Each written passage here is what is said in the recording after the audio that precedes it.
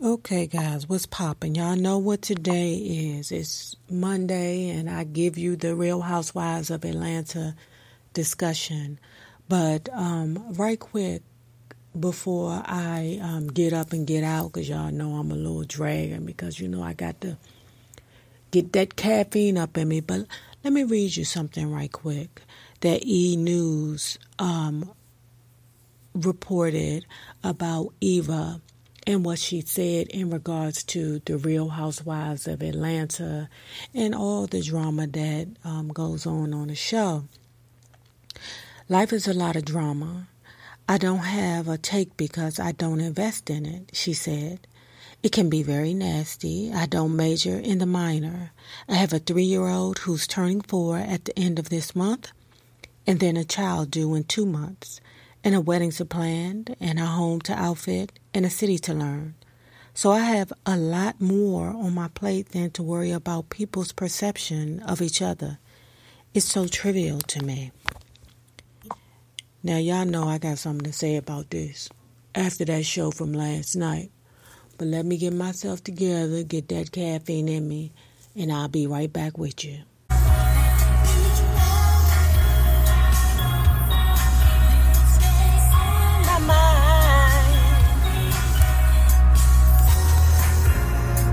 Always and forever, you will be my Saturday night. Hey, I got that caffeine in me right now, y'all. I'm on the Parkway, and I told y'all I'd be back after I get that caffeine in me. But before we get into the Real Housewives of Atlanta Season 10, Episode 11, Bullsnit. Let's start here. Hey guys, hey, this is Nate. Follow me on IG, Periscope, Twitter, Spreaker, and support me on Patreon and NAROB on YouTube. Don't forget to like this video, share this video, comment respectfully, and subscribe. For all CB/Swan Bangle inquiries, I know you see that beautiful set of bundles of bracelets right there that I takes my good time to make individually and personalized for you. For all of those inquiries, you can follow me on Instagram at Swan Bangles or go to zenthoughtbrand.bigcartel.com. Now, let's talk about the Real Housewives of Atlanta bullshit. Okay, let's start here. So this is what Porsha and the Real Housewives of Atlanta producers are so busy chasing the drama and just dumb shiz that they don't realize that it's a storyline right there. And they talk about it every time the damn girl come on screen, but these idiots are so busy worried about who fucking who or who's screwing on who that they can't see the forest for the trees, right? So the show opens up with Porsha talking about being a vegan, right? Now, you know Porsha has said that a couple of months back she was the heaviest that she had ever been in her life. And sometimes, guys, when I was younger, I didn't eat when I went through things. But as I get older, I do eat. Like I do comfort foods. Like a whole bunch of sweets. Y'all, my favorite thing to eat is potted donuts. Child, let me tell you something. One year I went on, that and honey buns. But one year I went on a honey bun diet. That my doctor went to me and said, Nay, what the hell is going on here? What are you eating? I said, Doctor, I can't lie. I'm on a honey bun a day diet. She said, oh my God. You got to give that disease up. So I backed off and I dropped some weight and everything. And I got down to a good amount. But then I went through some things again. Then I picked up the potted donut addiction. Right? But let me say this. Porscha's storyline could be her health. And being as though she's African American, the fact that she's decided to go vegan could be a storyline in itself, but she's not playing it right. Because let me tell you something. I don't know if you all have Kaiser wherever it is you are, but I was under Kaiser for a spell, right? And let me tell you something. Them mother suckers are like health dictators. Them mother suckers, if you want to be healthy, if you want to be right, buy some Kaiser. Because Kaiser's going to make sure you're right so that you don't cost them money down the line. Everything is about cost efficiency with Kaiser, right? But when I went to Kaiser, the Kaiser doctor told me, now you need to go vegan. I said, what? Vegan? Are you tripping? But it was because my cholesterol was so high that I was strokish. Now, my doctor just told me that. The doctor, I'm back with my regular primary care physician, but she told me that too. Now, the fact that she's touching on being vegan and not touching on the importance of maintaining your weight and good health and body fat and how eating certain foods attribute to high cholesterol, it's just a waste to me. And I'm kind of pissed off that the Bravo producers aren't taking this for granted. I'm taking this for granted because I'm sure that the majority of them Bravo Andy producers for Real Housewives of Atlanta are black. I'm sure. So they know within the black African American community, they knows we like the pork and we loves everything else that gives us bad health, which causes us to have heart attacks and heart disease and things like that. That could be Porsha's storyline instead of sitting up there trying to get Kandi to forgive her, which is some bullshit. But anyway, let's move on from there. But do y'all agree with me that basically Porsha's storyline could basically be being vegan and health for black Americans? Because y'all want to talk about, domestic violence, and shove that fake bullshit in our face every goddamn on other show, but you can't talk about us being healthy? Because Porsha's body is phenomenal. But last night in that dress, I seen that little belly. She's still sort of kind of struggling, with her weight. So that's definitely something that they could utilize. Being as though Porsha has a beautiful body and how it's important for her to maintain her weight and her health, that's what her storyline should be. That's what it should be. Exercising and things like that. And what is that? Heart health. And anyway, I'm talking too long about that. Okay, so let's move on to her Kandi bitch.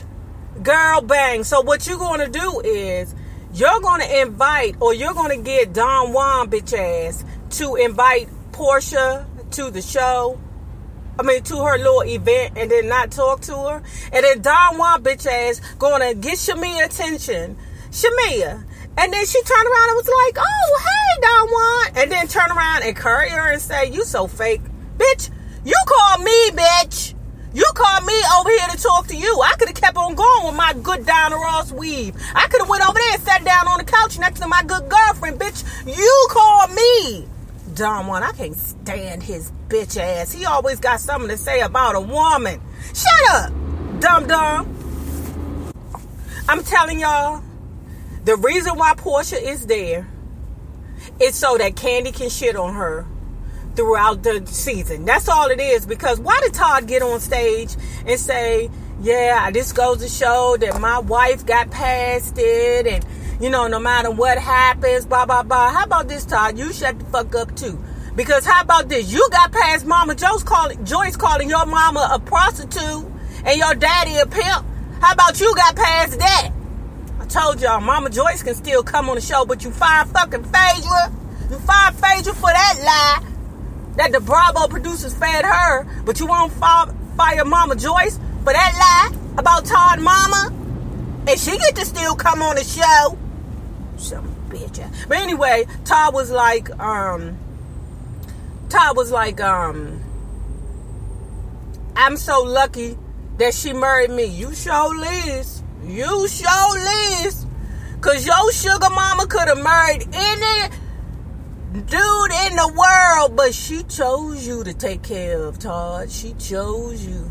She could have picked any ninja off the street, any record producer she wanted, but she chose you, Todd. She chose you. Now, let's move on to, I want to talk right quick about, who do I want to talk about? Nene, right? So, you know, Nene and Eva was sitting in the car on the way to the venue with Kandi, and Nene was so pressed to run and tell Cynthia about what Eva said about Cynthia's dude being involved with somebody else. But you know, she was in her friggin' feelings because she wanted to be the one to tell Cynthia. And I don't know why, because you ain't her friend, Nene. Yeah, y'all done made up for this moment, but as soon as Cynthia piss you off again, you're gonna be mad at her. I'm glad Kenya told her instead of you, because at least I know Kenya's, if she's not anything, if Team Twirl is not anything, it's flaky. Oh, she might be old disrespectful, shady mother sucker, but one thing she's not is flaky, because if she call you her friend, then you're her friend. And I believe that her and Cynthia are friends. Now, they not best friends. They not, you know, going to the mall together and, you know, holding their hands, you know, walking to, I don't know, to go get flip-flops at Old Navy. That's not what I'm saying. But I believe out of all the people on the show, I believe that Kenya and Cynthia are real friends. Right? So I would want for anybody to talk to Cynthia and tell Cynthia, your dude got that bullshit with him. I would want it to be Kenya, not Nene, big burly ass. So then what I was saying about what I wanted to give a little bit of tea about was, you remember what happened when Sheree had said that Nene had dated Tyrone Biggums, the dude, you know, Prison Bay. When Sheree had said that, Nene had said that she was disappointed that Bravo was using her to be a part of Sheree's storyline, because Sheree was like, yeah, I don't know why Nene trying to say something about you being a con artist, baby, when she was trying to get with you. And Tyrone Biggums was like, yeah, she don't want that. She don't want this work because I'll embarrass her. And then Nene was like, well, you know, I don't get why they're bringing this up. Oh, the reason why they're bringing this up and making you a part of Sheree's storyline is because, didn't I tell you that they go for the centipede throat? And where's Nene? Back at the centipede. Now, to be honest, y'all got to correct me or get me together, because sometimes it look like Kandi is a centipede and sometimes it look like Nene is a centipede. I don't know what the hell is going on, but they both look like centipedes to me, but I think it's Nene, right? But I don't know why Nene is surprised that the producers are using you to embarrass you. They do it all the time, girl. They make you look stupid all the goddamn time. You the centipede again. I don't know why you be so pressed. Just like if Kim come back, which she will. Kim will come back. Oh, they're going to embarrass her too. I can't wait. They're going to show how broke Corey is. They're going to show her Xanax pills bottles over there on the nightstands. They're going to show her kids being out of control. Another piece of tea is this, y'all. Y'all know that Brielle got $120,000 for Don't Be Tardy for the party show. That little hussy got $120,000 and then another bonus for the Roach Capade that she pulled over Nene's house. Child bang. So then let's move on to this. Hold on. Okay, so let's close it up with this Eva bitch ass. Eva bitch. Eva Marcille bitch. I know y'all heard what I said in the beginning, how this old messy, undercover, hypocritical bitch talk about she don't want to be involved in the drama, like she's so above the friggin' drama. Bitch, please. Bitch, if you was above the drama, bitch, you wouldn't even have said what you said in the daggone car about her dude, about Cynthia's dude having a girlfriend. Bitch. And then the way you made it seem like, oh, I'm so above this drama. I'm so above this girl. I bet you wasn't above that goddamn check they gave you. I bet you wasn't above that, bitches. Shit, I can't stand the old hypocritical, yeah, I'm better than you. But let me tell you something. I just had this conversation with somebody. When people be judging people, it's their way of, or when they judge people to put a person below them to make themselves be better, it's to make themselves feel good about themselves. So when you got a motherfucker that's talking about you going, I wouldn't do that. I wouldn't be like that. It's because they need to put you down in order to build themselves up. That's facts. So when she said that, I hope them girls paid attention. I hope them girls watched that episode and said, what she mean by that? What she talking about? Like she said she got a wedding to plan, so every bitch on there got married. So I have a belly in my stomach, a baby in my stomach, and I got a 3-year-old. So just about every bitch on there besides Kenya got a baby. So what are you trying to say, man? Man, fire her ass. Don't bring her on the show. Fuck her peach. Give Kim a peach before you give Eva a peach. And then when the crazy dude, I ain't gonna say he crazy. Now okay. Well, he is crazy. But when the dude got pushed in the corner, because he one of them guys that when you back him in the corner, he come out scratching like an old wild cat, like wow, wow, wow. Because he almost, took Eve's head off. I thought they was going to have to mace his ass to calm him down because they was backing him in the corner with them questions. And what I believe, if this is not fake, and if he's not an actor, what I believe is that he do what a lot of bitch-ass niggas do. They be in relationships with somebody who was with them or somebody who was there with them. And then when they feel like a bigger or better opportunity comes, then they carry that person, and all of a sudden that person who they was with beforehand, their relationship diminishes. Oh, she was just anybody. And y'all know he's been struggling to be an actor or be a part of just something bigger, because I believe he is an actor. And I believe when the opportunity came to date Cynthia Bailey, that he called the girl up and was like, hey, look, I got to take this gig, baby, because that's what Kenyas do. What was the girl? Dude named Walter. Walter had a girlfriend the whole goddamn time. But Kenya was dating him. The trash man in Atlanta. When Kenya was dating him, and all along, the dude ain't like nobody that was over 26. So he wasn't messing with Kenya, but hey, this is what happened. And I believe Matt was hired too. It just ended up that, Matt didn't realize that it was acting. That Matt realized that this, fell for Kenya. That this supposed to be a gig. You ain't supposed to fall for the girl. But when Eva backed him in the corner, that ninja almost kirked. Like, I was like, ooh. Oh, he one of them. I don't know, Cynthia. You might not need to talk to this one no more. Leave him alone. So, anyway, guys, tell me how you felt about last night's episode. It was pretty good. You know me. I always find something good about something. Everybody, everything, That's why I kind of understood where Erykah Badu was coming from when she made the Hitler comment. Now, that was a very, very poor example. Very, very poor. You could have talked about anything. Don't say nothing about that dag. Oh, Jesus. But I understand what she was saying when she said that she could find good in all things. Okay, guys. Happy Monday. And remember this. The same people you meet on the way up are the same people you meet on the way down. Naysayers, my patron loves. Have a good one. Deuce.